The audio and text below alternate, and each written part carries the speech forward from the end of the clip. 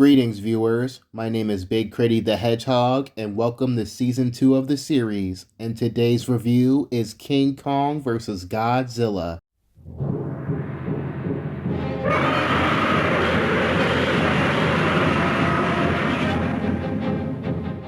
This review has been long overdue. The legendary matchup between two creatures, or as this poster says, the two mightiest monsters of all time in the world's most colossal conflict this screen has ever known. Heh, more like the two mightiest monsters competing for who is king of the screen, am I right?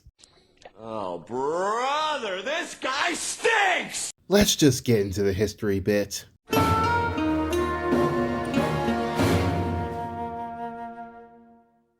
King Kong vs. Godzilla was a 1962 kaiju movie directed by Ishiro Honda, the third installment of the Showa Godzilla series. The film was produced by Toho for its 30th anniversary and became the first film featuring both monsters in color. However, Willis O'Brien, who was the stop-motion animator for the 1933 classic King Kong, pitched the idea for King Kong to fight Frankenstein's monster to RKO Pictures when an independent producer John Beck sold the idea to Toho behind Willis O'Brien's back. What an asshole! Producing an alternate English version of the film for American audiences in 1963. In the end, O'Brien received no credit for his work, while John Beck made a huge success with his American version of the film. So, let's take a look at King Kong vs. Godzilla and hope I can make sense of this film that was made from two separate studios.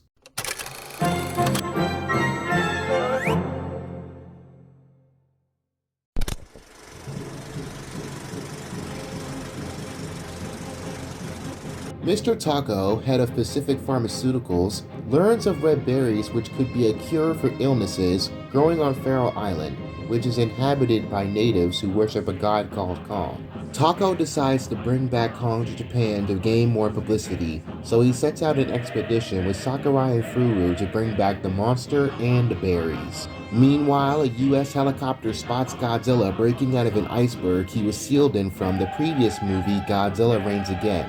Once on land, the military rushes in to stop him.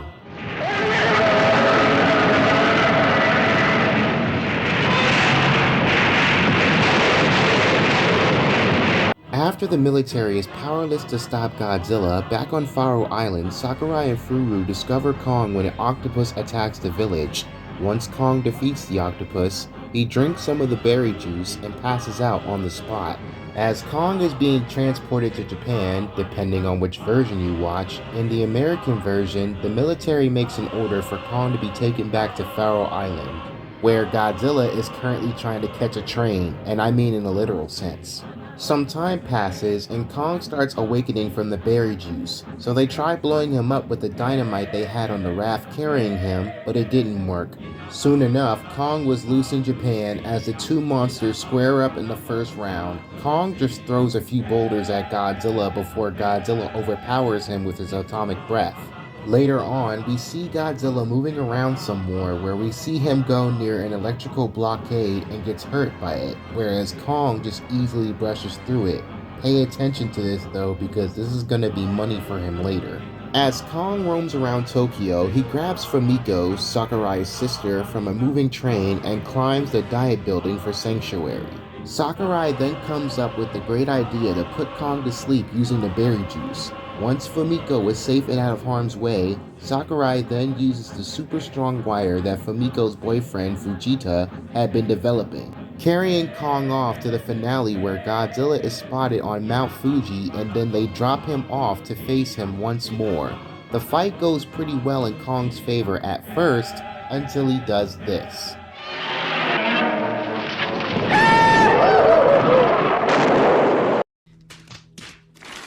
So yeah, after Kong literally knocks himself out, he gets back up trying to continue the fight, but Godzilla puts him down again, with a dropkick no less.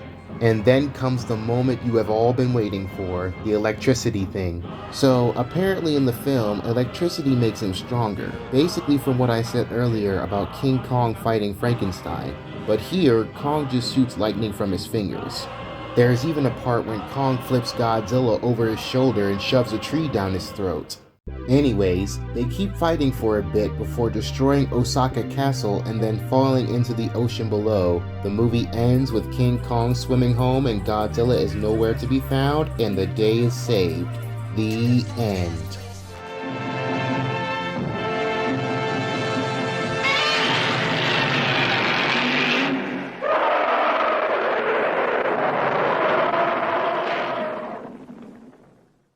Let's get into the results of the movie.